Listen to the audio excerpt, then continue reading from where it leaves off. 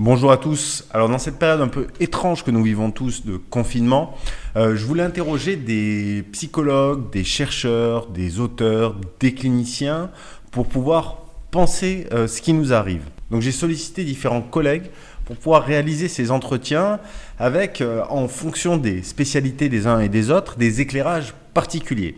Alors pour inaugurer cette série, j'ai invité Dana Castro, qui est psychologue, psychothérapeute, elle est chercheure. Ses thématiques de recherche portent sur le bouleversement psychologique qu'induisent certaines maladies chroniques. Elle travaille aussi sur le traumatisme et les prises en charge post-traumatiques, la relation d'aide, et également sur les pratiques professionnelles des psychologues. Donc c'était pour moi un interlocuteur privilégié pour aborder les ressorts et les enjeux psychologiques liés à cette menace virale et à la situation de confinement. Voilà, donc on a abordé plein d'aspects, les enjeux à titre individuel, groupal, liés à la menace en général, au confinement en particulier. Vous avez le sommaire de cet échange qui est dans la description. Bon visionnage. Donc en tout cas, merci beaucoup de nous accorder ce temps-là. Je ne sais pas si vous préférez qu'on commence par votre pratique et les remédiations que ça entraîne, ou Comme plutôt vous sur quel voulez, je domaine. vous suis, comme vous Allez, le très sentez. bien, je pars volontiers là-dessus. Donc, ça a bouleversé beaucoup de choses dans la vie des Français, mais également beaucoup de choses dans la pratique des confrères psychologues. Vous continuez à assurer des téléconsultations. Est-ce que vous pouvez nous dire un petit peu comment, est-ce que vous avez mis en place quelque chose en particulier et comment vous vivez ces premiers jours de téléconsultation? Donc, merci à vous de me donner l'occasion de partager mon expérience clinique avec nos collègues. La téléconsultation est une question qui circule dans nos têtes d'à peu près 5 ans, voire un peu plus, parce que les tout premières, on va dire, prises en charge non classiques ont commencé par téléphone, etc. Et dans la communauté, on s'interrogeait souvent sur les aspects éthiques, cliniques, de toutes ces consultations un peu à distance, puisque jusqu'à maintenant, ne pouvait être un bon accompagnement que celui qui était en présentiel. Donc, c'est une question qui occupe, en fait, c'est avec l'ampleur qu'a pris Internet, c'est une question qui occupe vraiment les psychologues et nombreuses sont les sociétés de psychologie qui ont édité toutes sortes de recommandations, etc., et qui font des études sur la notion de la téléconsultation. Juste une précision, on préfère appeler de la télépsychologie. D'accord. D'accord, justement pour ne pas confondre avec la consultation médicale et pour bien spécifier qu'il s'agit donc de consultations à caractère psychologique et donc dédiées à l'accompagnement, au soutien, voire même à la thérapie. Individuelle ou groupale, parce que les techniques ont évolué pour prendre en compte même parfois des groupes familiaux, etc. Alors, il y a eu deux mouvements. Les psychologues qui étaient très, on va dire, à l'aise avec l'informatique se sont plongés là-dessus et ont commencé à montrer finalement, à faire des études et à montrer que ça ne change pas fondamentalement la relation à condition qu'on pose un cadre très clair dès le début de la consultation, cadre qui ressemble un peu à ce qu'on fait en présentiel. C'est-à-dire qu'on ne se ramène pas à la consultation dans le lit ou en pyjama, qu'on respecte les heures, que c'est la durée, que on est quand même bien sur soi, voyez. Donc, poser un cadre très strict et surtout demander le volontariat pour faire ces consultations et s'assurer que la personne est dans un endroit suffisamment confidentiel pour que toute la famille en profite ou que les voisins en profitent de son expérience. D'ailleurs, je ne peux pas travailler comme ça avec certains patients parce qu'ils sont dans des endroits très réduits, leur appartement est très petit et donc s'ils devaient être en téléconsultation, à ce moment-là, tout le monde écouterait ce qu'ils disent et c'est bien ni pour moi ni pour eux parce que tout le monde... Bon. Aujourd'hui, donc, pour vous dire que ce n'était pas dans la communauté des psychologues quelque chose qu'on avait complètement intégré, alors que par ailleurs, je parle des psychologues en général, alors que par ailleurs, il y a beaucoup d'études qui se font sur les thérapies numériques, les applications, comment aider les gens, etc. Ça correspond aussi à un choix personnel en fonction de la manière dont on conçoit sa profession, dans la manière dont on conçoit plutôt sa pratique, pas tellement sa profession. Arriver à la téléconsultation relève aussi d'un choix personnel. Et pour vous parler de mon expérience personnelle, pendant longtemps, j'ai été très résistante. On dit oui, mais on va perdre tout ce qui est non-verbal, les postures. C'est vrai qu'on ne se voit pas en entier, donc pas mal de postures. Qu'est-ce qu'on fait avec les mains, comment on croise les jambes, tout ça, ça se perd. Mais je suis arrivée parce que certains de mes patients se seraient trouvés dans l'impossibilité totale d'avoir accès à un soutien psychologique pour des questions d'emploi du temps, de distance, enfin toutes sortes de raisons, on va dire, valables, pas simplement les résistances liées à la psychothérapie.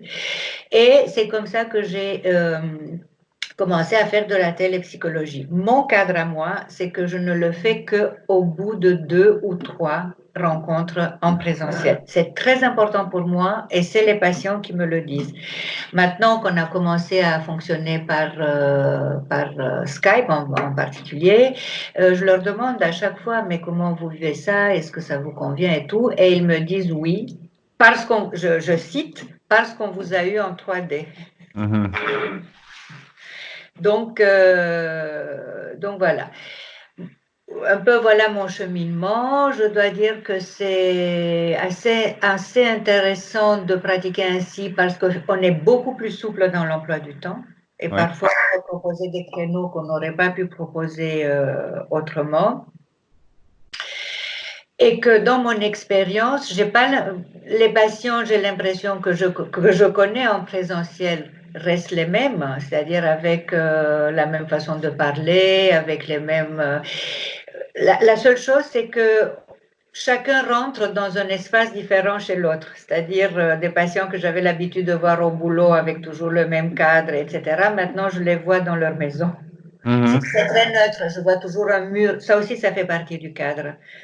C'est-à-dire pas toutes les photos de la famille derrière eux, mais vraiment une surface plutôt neutre.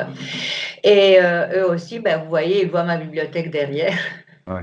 que j'ai pas dans mon cabinet. Mais enfin, ça se gère, c'est pas gênant et j'ai pas eu l'impression que ça a créé des mouvements de panique et autres. Donc, si je reprends un peu les premiers éléments, vous me dites donc que c'est quelque chose qui a déjà été pensé par la profession avec pas mal d'expérimentation. C'est quelque chose qui était même en place pour faire face à des contraintes physiques auprès de certains patients.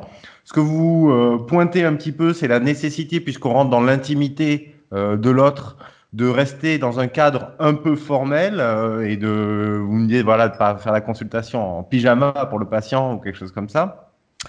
Et que ça bouscule quelques repères, mais pour vous, par exemple, quand vous avez eu une première rencontre physique ou deux, trois premières consultations où vous avez pu poser ce cadre en face à face, la suite vous paraît assez neutre, le passage en numérique vous paraît assez neutre.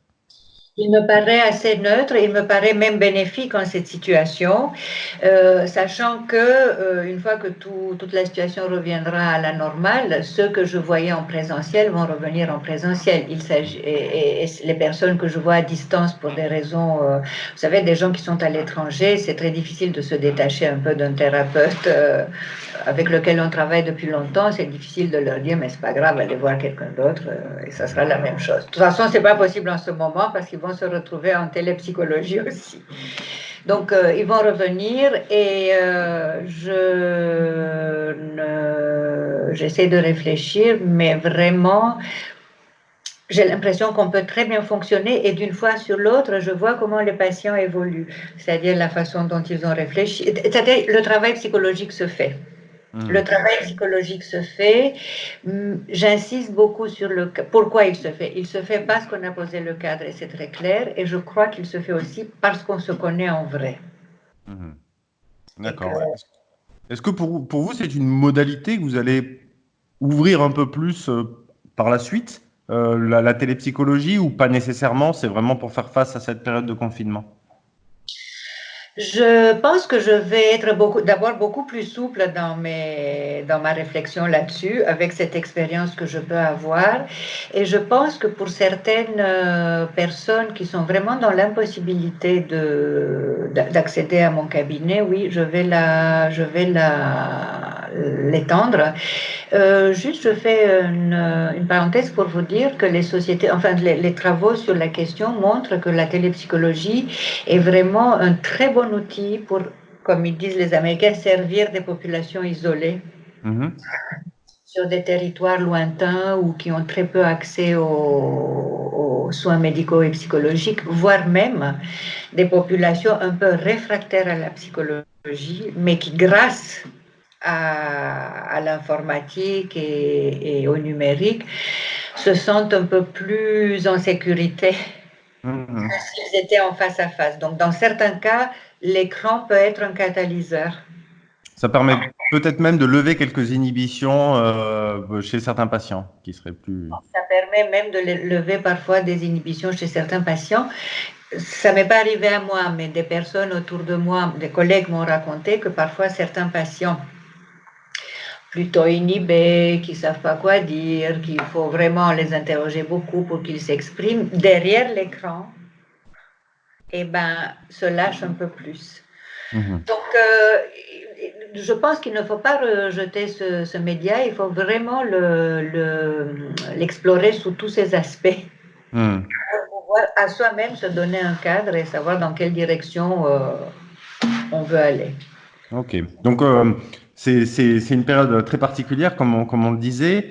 Et pour rester un petit peu toujours sur la question de la pratique clinique, est-ce que c'est quelque chose, vous, par exemple, que vous avez abordé, le sujet du confinement, proactivement, ou c'est des choses qui sont venues dans les échanges, ou des fois c'est carrément passé sous le radar de la pratique clinique que vous maintenez avec les patients en télépsychologie? Je vais dire que c'est les trois. Et en fait, dans une consultation, il y a toujours, surtout en télépsychologie, il y a toujours un moment sur la situation où les gens s'étonnent ou pas de supporter si bien, comme ils disent, la situation. Ça commence à peu près toujours comme ça. Il y a quelques minutes où ils m'expliquent comment ils s'organisent quand ils font les courses et ils disent finalement on ne supporte pas trop mal ou faut pas que ça dure trop. Donc il y a toujours une petite interaction là-dessus. On va dire que ce sont les minutes un peu de socialisation. Il faut quand même qu'on soit dans la réalité de ce que nous vivons.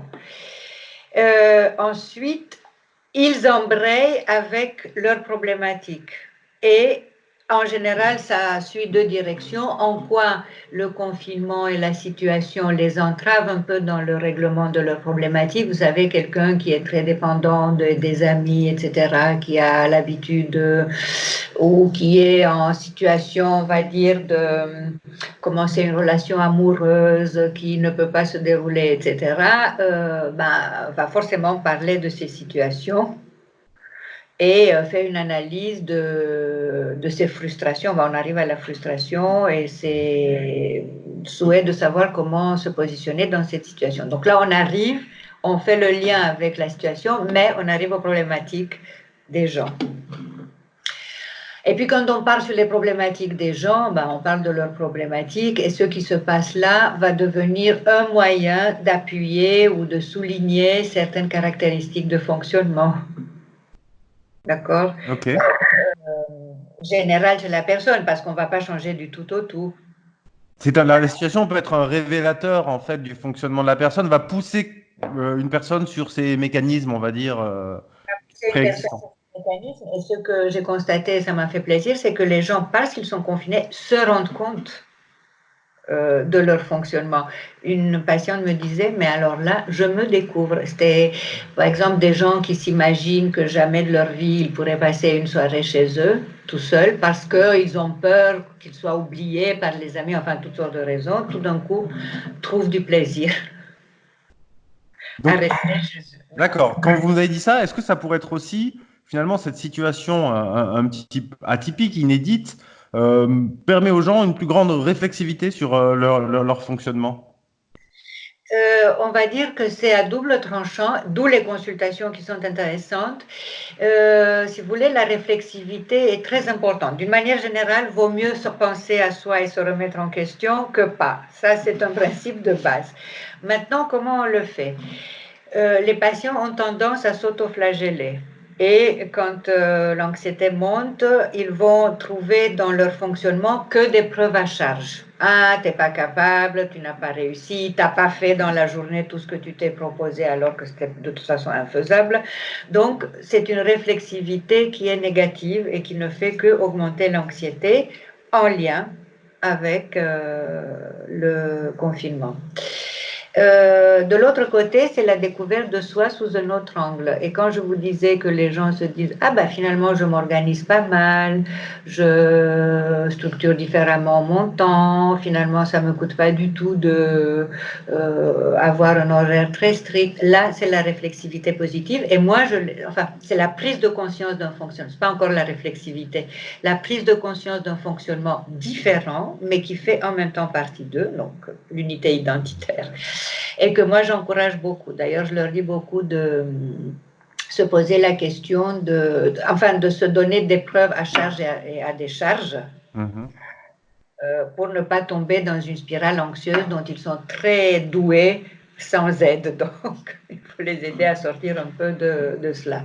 Oui, donc c'est effectivement, donc c'est une situation qui, on y viendra un petit peu, peut provoquer pas mal d'anxiété selon les profils, des ruminations, voilà, des gens qui s'appuyaient beaucoup sur un soutien social peuvent avoir cette béquille qui manque et donc ça peut être très très problématique.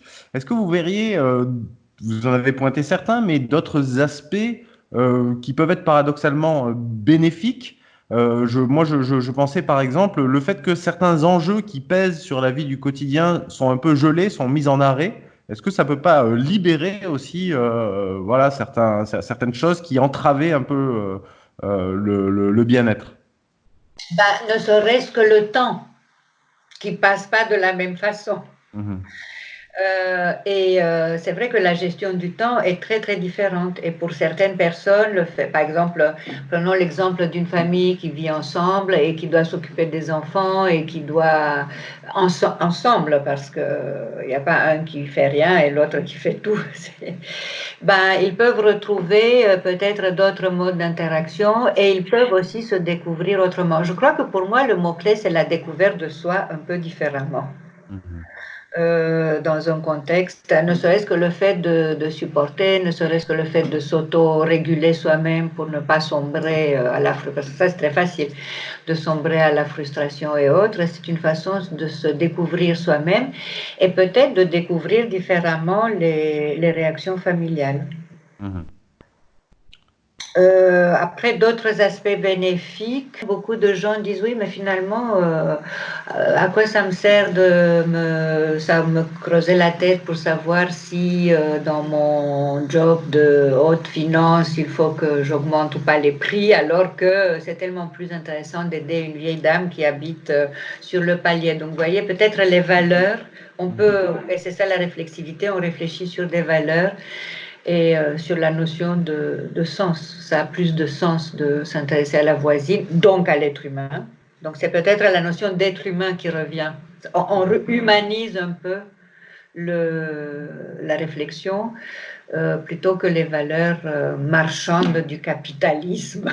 Donc c'est aussi une manière en effet de re-questionner certaines hiérarchies qui, la tête dans le guidon, notamment de la vie professionnelle, ne sont pas questionnées. Et là, peut-être de revenir à certains aspects fondamentaux, la qualité du lien humain, l'entraide, et des choses qui sont, par exemple, vous citez cet exemple, mais on pourrait peut-être voir d'autres choses, hors du secteur marchand ou hors des enjeux marchands économiques.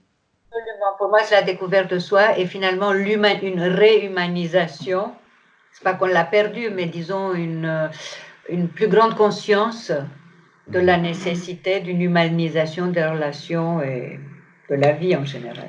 Et est-ce que vous pensez, ça me fait rebondir, est-ce que vous pensez qu'on assistera au sortir de cette crise à une grande quantité de personnes qui vont re-questionner leur propre parcours et pourquoi pas bifurquer un peu radicalement? Il est fort possible de le faire. Il est fort possible que ça se passe comme ça. Je pense Parce que c'est une situation absolument, oui, comme vous dites, inédite, mais c'est plus qu'inédite, elle est bouleversante. C'est pas, C'est-à-dire? elle est bouleversante, comme on disait tout à l'heure, elle est bouleversante pour le fonctionnement de la société, elle est bouleversante pour le fonctionnement de la famille. En fait, quand je dis bouleversante, c'est-à-dire qu'elle fait bouger les lignes. Mhm. Pas forcément émotionnellement, mais elle fait bouger les lignes. Alors, quelles sont les voies possibles? C'est la voie de la colère, c'est pas le bon plan, c'est-à-dire régler des comptes et se victimiser encore plus que l'on est maintenant par la force des choses. Mais justement, c'est un des écueils. Il faut absolument pas rentrer dans la peau des victimes, donc se victimiser encore plus. Et tout ce qui va se passer après, ça sera la faute. Vous savez, le mécanisme de rationalisation, c'est pas j'ai pas réussi parce que j'ai été confiné, etc. Beaucoup de colère, ou c'est la voie de la croissance psychologique. Mhm. Et dans la croissance psychologique, ce que l'on observe, d'ailleurs c'est un concept maintenant bien défini en psychologie, la croissance psychologique post-traumatique, qu'est-ce qu'on constate? Oui, une modification des valeurs, une modification du regard sur soi, dans le sens positif, dans le sens de l'humanisme, une modification de la relation aux autres. Et il est possible que certaines personnes se questionnent sur leurs valeurs et sur ce qu'ils ont envie de et de comment ils ont envie de poursuivre leur vie. Donc on peut, Mais on peut, c'est ima- on peut, progressivement, oui. Voilà, on peut imaginer donc que l'accompagnement pendant la période, là on parle de télépsychologie, est un soutien qui est important, voire nécessaire pour certaines personnes, notamment psychiquement fragiles. Mais on peut également imaginer, vous parlez comme ça de remédiation un peu post-traumatique, et on va venir sur ce sujet-là, mais que l'accompagnement qui peut être prodigué par des confrères au sortir de cette crise pour accompagner les gens dans ce phénomène de remédiation sera d'autant plus précieux. Je pense qu'il sera tout à fait précieux pour accompagner les gens en post-crise, euh, d'autant plus précieux parce qu'il y a eu la crise et parce que le but de tout accompagnement psychologique, c'est pas juste d'équilibrer les gens à une situation neutre de non-souffrance, c'est de les pousser un peu plus loin, donc de concourir à leur développement psychologique. Dans la post-crise, finalement, ce que j'espère que nous allons pouvoir tous faire, c'est pas simplement aider les gens à absorber psychiquement et à intégrer le vécu de cette crise, mais en faire quelque chose avec, c'est la notion de sens. En faire quelque chose avec, donc aller se développer psychologiquement et aller un peu plus loin dans la connaissance d'eux-mêmes et dans la hiérarchie de leurs valeurs et de ce qui est important pour eux. Alors, vous avez commencé à introduire cette notion en parlant de l'après, de post-traumatique, là, de ce phénomène de remédiation, c'est pas ce terme que vous avez employé. Et alors, la situation est complètement énorme, tout est arrêté, les personnes, on est tous confinés. Les changements sont tellement radicaux qu'il est difficile de les penser si on n'a pas un petit background sur ces sujets-là. Si on devait décrire ces bouleversements, même s'ils sont vraiment sous notre nez, par quoi commenceriez-vous? Ben, moi, vraiment, j'ai l'impression que c'est une situation traumatique. Enfin, il y a plusieurs niveaux. Tout s'est arrêté, mais pas vraiment, parce que le télétravail, mais on va y arriver, parce que le télétravail peut structurer un peu la journée, d'ailleurs structure beaucoup la journée. Donc tout s'est arrêté, on n'est pas figé, c'est pas arrêt complet sur l'image, parce que les gens s'arrangent avec le confinement. Mhm. Et j'aimerais bien savoir quelle est la définition de la nécessité. Lorsqu'on nous dit vous ne sortez que pour la stricte nécessité, on peut trouver différents niveaux à la nécessité qui représentent des alibis. Mais c'est humain et je ne juge absolument pas, on est bien d'accord là-dessus. C'est simplement un constat. Mais je crois que la situation, pour moi, s'apparente à un traumatisme pour différentes raisons. Qu'est-ce que c'est le traumatisme? Une situation qui peut être soudaine, qui fait effraction, inattendue et à laquelle on n'est pas préparé. Qu'est-ce qui s'est passé? On vivait heureux avec une épidémie qui était plutôt loin de nous. Bon, c'est dur pour les gens, etc. Donc, on n'avait pas pris la mesure de ce que ça représente. Et du jour au lendemain, tout s'est arrêté. OK? Donc le caractère soudain est premier pour vous. Le caractère soudain, oui, parce que ça bouleverse les repères. Ah, mais comment je vais faire avec... Alors, les mamans s'interrogent, mais comment je vais faire avec les enfants? Tu peux me les garder? Ah non, mais ils disent, je ne peux pas te l'envoyer chez la grand-mère, parce que si jamais l'enfant contamine la grand-mère, comment je vais vivre avec l'idée que c'est moi qui a créé le problème? Donc, il y a vraiment une perte des repères. Et quand vous entendez les gens parler, ils disent, mais comment ça va se passer? Comment je vais faire? Donc, il y a une espèce de moment de confusion. Normal, il n'y a rien d'anormal, mais parce qu'il faut se remettre un peu sur des rails et, comme on dit maintenant, s'aligner un peu sur autre chose. Donc pour moi, ça s'est apparenté à cela. Et plus donc, ok, ce bouleversement des repères, cette soudaineté qui a fait que, oui, les repères externes, en tout cas, ont été fortement bousculés. Le deuxième niveau du traumatisme, c'est, on va dire, ce qui se passe, non pas dans les hôpitaux, parce que là, les soignants, effectivement, sont confrontés à cela toute la journée, mais finalement, c'est la menace permanente et terrifiante qui pèse sur nous tous, du matin au soir et du soir au matin, sur une possible contamination. Et quand on dit contamination, personne ne se dit, oui, bon, je vais tousser pendant 15 jours et je vais m'en sortir. Derrière, il y a la notion de mort. Donc, en ce sens, c'est également traumatique. Vous voyez, le deuxième niveau, c'est la menace qui plane sur la vie. Est-ce que je peux vous questionner un petit peu sur cet aspect-là? Parce qu'on peut être dans une forme d'ambivalence à se dire est-ce que je vais me tenir informé de la situation finalement comme une sorte de mouvement face à cette anxiété un peu, cette angoisse un peu généralisée, mais ça peut également être quelque chose d'anxiogène, d'être abreuvé d'informations un peu sensationnelles qui sont diffusées H24, notamment sur je pense aux télés d'information en continu, aux chaînes d'information en continu. Exactement. Voilà, quel regard vous portez sur cela? Est-ce qu'il faut s'informer pour finalement se ressaisir, s'enquérir de la situation et l'avoir un peu sous contrôle, au moins, même si c'est peut-être une illusion, ou au contraire, il vaut mieux se mettre un peu à distance de ce flux d'informations? Alors pour moi, tout est une question de dose.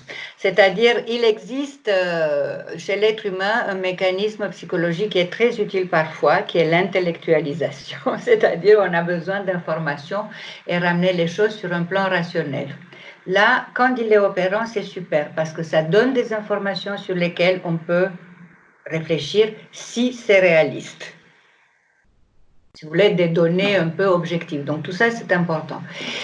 La deuxième chose que j'ai envie de vous dire, c'est écouter les gens dans la rue. Les gens dans la rue, quand vous êtes à 1 mètre de distance devant une caisse de supermarché, vous disent « Ah non, mais c'est trop, on entend trop, on ne parle que de ça.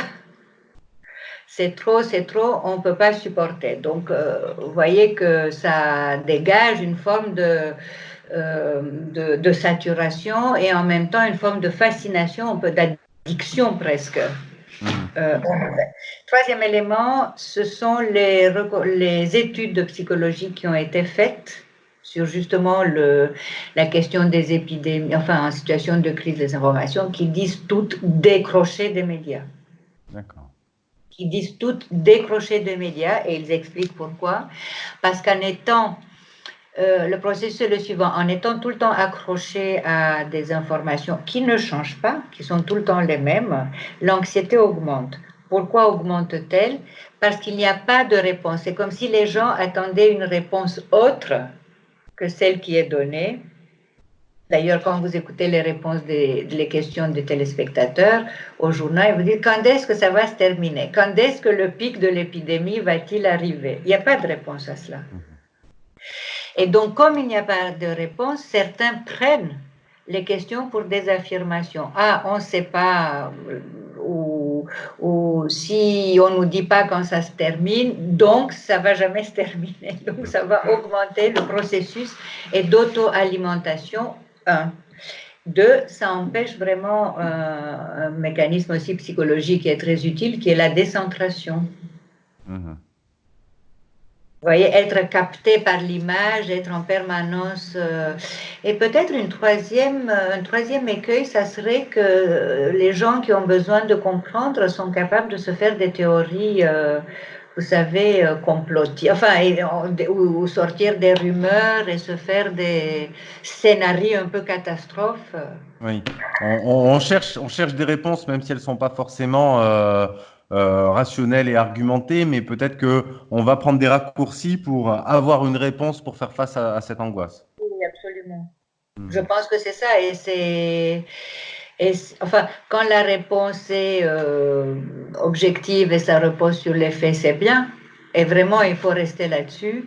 Mais quand ça devient irrationnel, non, c'est très dangereux. Ouais, ouais. Ok. Donc, C'est en tout cas, vous mettez vraiment en avant ce mécanisme de rationalisation qui peut euh, être quelque chose qui permet une élaboration réaliste et intellectualisation. voilà, un positionnement assez adapté et réaliste, mais qui peut être aussi une manière d'être un peu pris au piège comme ça dans ce flux d'informations, voire d'être dans des formes de pensée paralogique pour arriver à des choses même un peu excentriques ou même un peu délétères. Absolument, je suis tout à fait d'accord.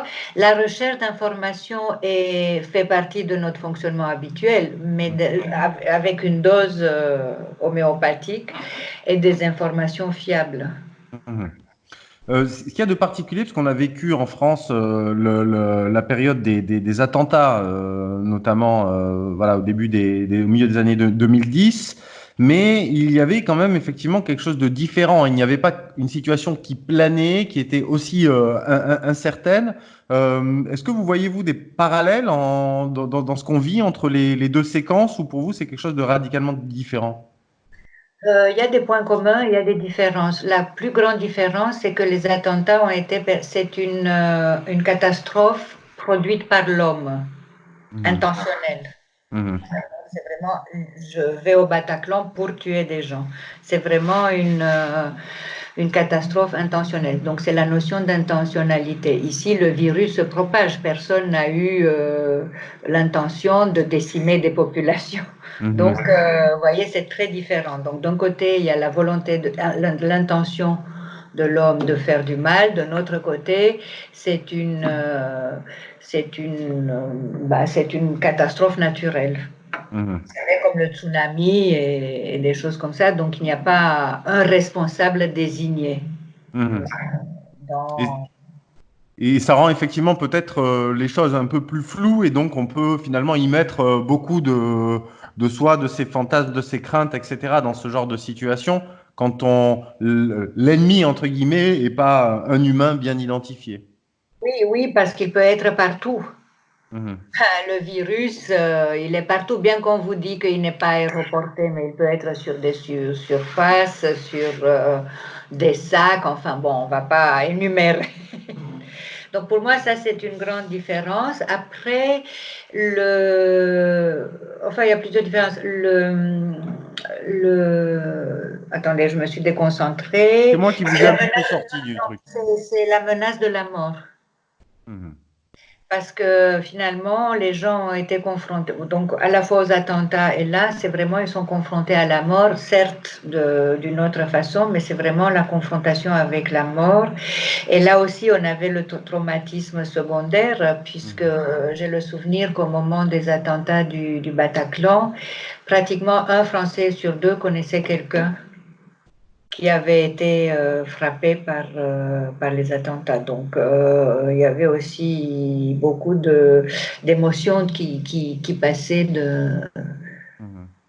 Et Enfin, ça, ça renvoie, je dirais que ça renvoie, après c'est quelque chose d'assez personnel, mais ça renvoie à quelque chose qui était dans le quotidien de la vie de la majorité des personnes dans l'histoire de l'humanité, mais quelque chose dont on a été un peu épargné nos générations dans en Occident, on va dire. Et donc, ce qui était atypique, c'est presque, si on prend le temps long, c'est presque la situation qui précédait, c'est-à-dire que le sujet de la mort était un petit peu évacué.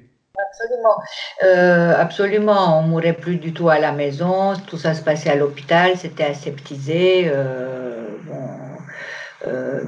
mais surtout que c'était quelque chose de naturel. Mhm. C'était difficile, mais les personnes âgées devaient mourir. Enfin, pardonnez-moi l'expression, mais disons C'est dans le qu'arriver au cours normal des terme, choses, on va dire. Mhm. c'est dans le cours normal des choses. Or, un attentat, c'est quelque chose de... Donc, c'est une mort qui peut-être n'aurait pas... Enfin, aucune... enfin, disons que qui était absolument non attendue. Et là encore, les gens n'étaient absolument pas préparés. Quand vous avez un aîné malade, on sait qu'à un moment donné, ça va arriver. C'est difficile, on est triste, on est ému.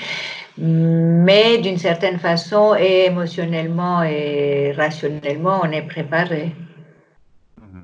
Donc Donc, là aussi, c'est la notion de préparation qui est importante. Donc c'est pour effectivement, c'est vraiment ce caractère soudain et cette anxiété, voire la mort qui rôde un petit peu au-dessus de nous de manière généralisée. C'est les deux aspects que vraiment vous mettez en avant qui contribuent au phénomène qu'on vit en ce moment. Je pense que c'est le sentiment de menace. C'est plus que la mort qui rôde, c'est plutôt la menace qui est Oui, très, très prégnante. oui, Et on vous dit partout, c'est j'ai peur d'être contaminé. Si j'ai peur oui, d'être contaminé, derrière, il y a la notion de la mort. Une troisième différence avec les attentats, c'est la question du deuil. Au moment des attentats, tous les morts, tous les morts ont pu être enterrés avec les familles, etc. Là, vous savez, on vous dit, on l'entend, on vous dit attention, vous ne pouvez pas aller à l'enterrement. Je crois qu'il y a même eu des gens qui ont eu des amendes parce qu'ils sont tout de même allés aux enterrements. Donc, ça peut rajouter une oui. dimension très, très difficile. On est bousculé même dans des rituels fondamentaux comme ça de deuil, de funérailles. Et et ça, c'est vrai que c'est un bouleversement énorme, on va dire, par rapport à par rapport au fonctionnement classique de la société. Je pense que c'est un bouleversement énorme parce que, parce que ça bloque. C'est-à-dire que si, comme tous les funérailles, pardon, pas comme tous les rituels, ça a un sens. Et là, on nous bloque, c'est-à-dire qu'on est bloqué de partout. Là, on est confiné, c'est vraiment le mot confiné. On est confiné dans le processus psychologique Mhm. d'adieu, finalement. Enfin, donc ça, je pense que c'est très différent Vu, des attentats. vu qu'on aborde un petit peu bah, les rituels et puis le fonctionnement groupal, puisque les rituels aussi ont cette résonance-là, de faire sens à l'échelle d'un individu, mais également à l'échelle du groupe. Le confinement est aussi, alors là, un bouleversement radical. Nous sommes des animaux sociaux, donc d'un coup, on est entravé dans ce besoin, parce qu'on pourrait parler de besoin. On remarque notamment donc les applaudissements qui ont d'un point de vue manifeste la fonction d'être reconnaissant envers les soignants, mais on peut aussi y entendre quelque chose d'une remise en groupe à ce moment-là, synchronisée, peut-être. Voilà. En tout cas, je voulais vous lancer avec cet exemple-là sur cette dimension groupale et là aussi, comment finalement les choses se passent si on pense à ce rang-là au niveau groupal, qu'est-ce que la situation provoque chez nous? Bah, les effets les plus manifestes, c'est le lien. Si les gens applaudissent tous les soirs à 20 heures, et des amis argentins qui vivent à Buenos Aires m'ont envoyé hier un message me disant qu'à 20h50, toute l'Argentine va chanter la même chanson. Donc, vous voyez, à peu près les mêmes choses se passent. Bon, aux quatre coins du globe. Donc, je dirais que c'est deux choses qui m'apparaissent, c'est le besoin de lien, justement parce qu'on est confiné, et le fait d'applaudir, de voir les voisins, de s'envoyer des messages, ne serait-ce que communier avec les soignants. C'est une Mm. façon de créer des liens avec eux. Et vraiment un besoin groupal fondamental. spécial par rapport au confinement. Et la deuxième chose qui m'apparaît, c'est le besoin d'action, c'est-à-dire, et d'une certaine façon, de reprendre le sentiment de contrôle sur la situation. Donc, le fait de se dire, j'applaudis, je chante avec tout le pays, je fais les courses ou je m'occupe, vous voyez, des voisins. Ça veut dire quoi? Ça veut dire que on est dans l'action et qu'on tente de reconquérir une forme de contrôle. Mhm. Donc voilà, on est proactif. Donc en arrière-fond cette communion et ce lien dont on est privé, que l'on recrée pendant cet instant commun. Et on peut noter que si c'est quelque chose qui se met en place dans tous les pays concernés, c'est que ça répond vraiment aussi à un besoin au-delà de la gratification des soignants.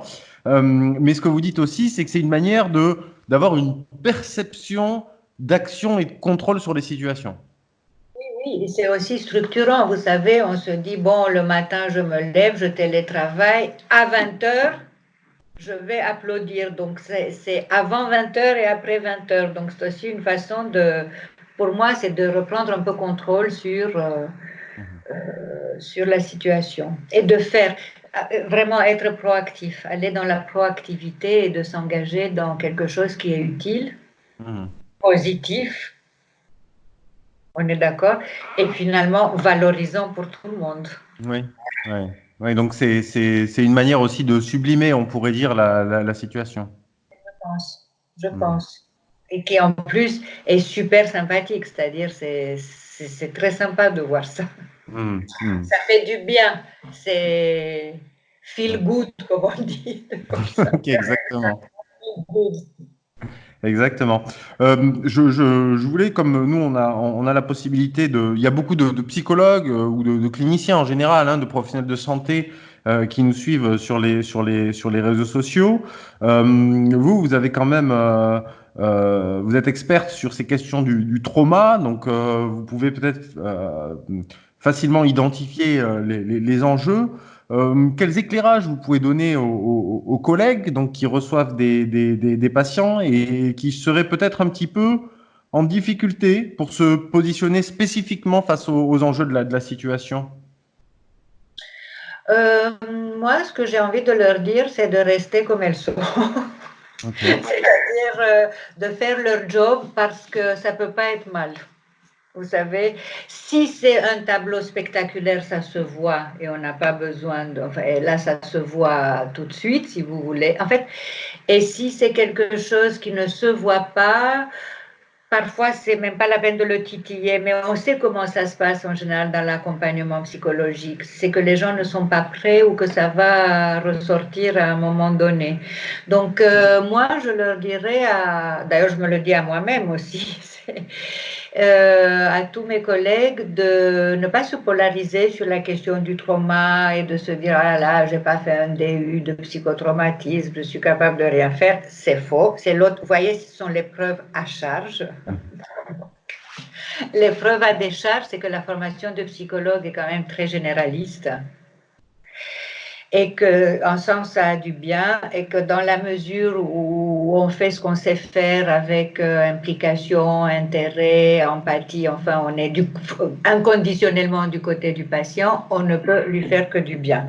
Mhm. Et ben si on n'a pas vu jeudi un signe, je veux dire subtil, on peut le voir la semaine d'après si vous Mhm. voulez. Donc je dirais que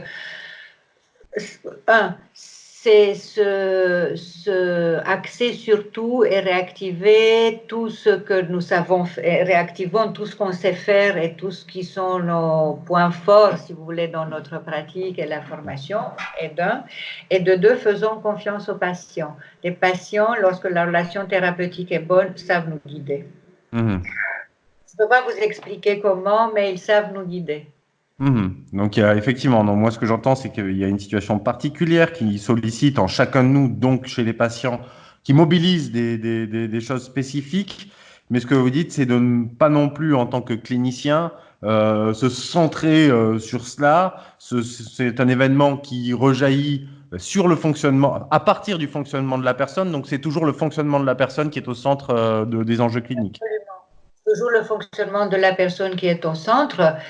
bon, si on veut absolument introduire une différence, peut-être se poser éventuellement, enfin, se remémorer les situations qui ont paru peut-être un peu à part et se poser des questions là-dessus. Et surtout, puisqu'on parlait du lien, ne pas rester seul.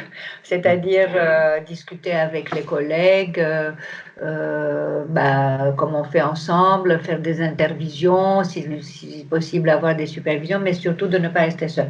Mais vraiment, moi, mon message, ce qui est important pour moi, c'est de dire, en tant que psychologue, nous avons et des ressources, on va dire, et des compétences et des ressources humaines. Donc, activons cela et ne regardons pas ce qui nous manque. Parce que moi aussi, je pourrais vous dire que je ne sais pas faire des remédiations, que je ne sais pas utiliser Internet, plein de choses. Donc, si je me polarise là-dessus, ça n'a aucun intérêt. C'est vrai. Un point qui est important, c'est la protection de soi. Mais là, ça se destine à tout le monde, c'est-à-dire à la fois à nous psychologues en tant que psychologues. Je pense surtout aux collègues, vous savez, qui sont encore dans les hôpitaux, qui sont dans les cellules d'urgence, donc qui sont sur le terrain et qui sont beaucoup plus que nous confrontés à l'émotion pure de ce qui se passe sur le terrain. Je pense que c'est important de se dire que dans cette situation exceptionnelle, on ne peut pas dépasser les limites. En fait, c'est la notion de prendre soin de soi qui est qui me paraît importante à la fois sur le plan psychologique et humain. Et pour les psychologues qui ont l'impression d'avoir besoin, enfin, et qu'en tant que psychologue, nous devons aussi prendre soin de nous, j'entends en tant que professionnels.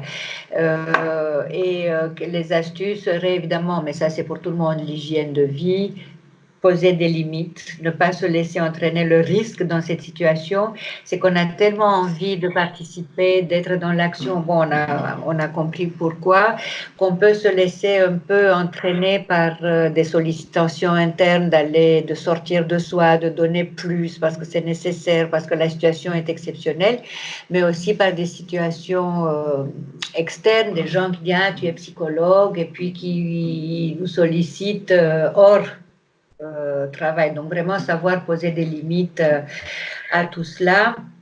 Je pense que le fait de s'appuyer sur le cadre interne, c'est-à-dire sur l'identité qui est la sienne en tant que professionnel, et en tant que professionnel, voilà ce que je suis capable de faire, etc. Et là, je pense que ce qui est aussi, le soutien social, je n'en parle plus puisqu'on vient d'en discuter, et puis peut-être un peu la régulation émotionnelle.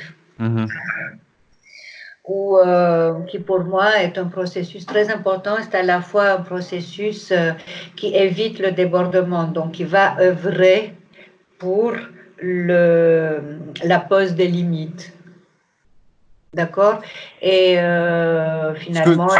Ce que j'entends, c'est que vous dites, c'est de pouvoir repérer sur le versant émotionnel ou affectif, d'être capable d'identifier quand on fait face à quelque chose qui vient un peu nous déborder, pour tout de suite pouvoir poser des limites avant que ça ne soit trop compliqué. Je dis ça et je dis qu'on peut aussi travailler en prévention, c'est-à-dire si je sais que moi je suis très sensible à telle situation, j'essaye de ne la vivre qu'avec la dose que je peux supporter. Donc, D'accord. voilà, je pense que le point qui méritait aussi qu'on aborde, enfin, pour moi qui est important, c'est cette notion de prendre soin de soi, à la fois comme professionnel et à la fois comme être humain. Est-ce que je voulais aborder effectivement la question des soignants ou même des personnels qui sont dans les EHPAD et qui sont confrontés à quelque chose qui est au-delà de l'anxiété qui plane au-dessus de nos têtes à tous, qui sont confrontés à un risque réel, majeur et de manière prolongée, comme cela, dans le temps. Est-ce que voilà, vous pouvez nous parler un petit peu de cette situation-là? C'est très difficile. Je crois que ces personnes-là ont vraiment besoin d'un accompagnement et d'un soutien pour qu'ils puissent décider d'une manière éclairée la conduite à tenir. Parce que quand c'est irrationnel, on est tout de suite dans la peur et dans la catastrophe. Quand on est sous l'autre versant du déni complet, on arrive aux mêmes situations. Quand on est dans la peur, je pense que là, c'est très important de les accompagner et d'entendre les peurs, éventuellement, ne serait-ce que les laisser s'exprimer et ne pas se sentir stigmatisé, parce que ce qui va avec le conflit éthique dont je vous parle, c'est la stigmatisation des deux côtés, qui est très, très embêtante. C'est-à-dire, si je refuse de m'occuper, de travailler pour sauver des vies, on va me stigmatiser. Ah, cela, c'est un peu bon.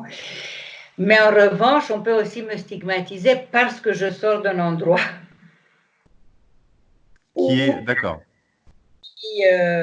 Qui est porteur de menaces et je peux menacer les autres. Donc, c'est vraiment très, très compliqué.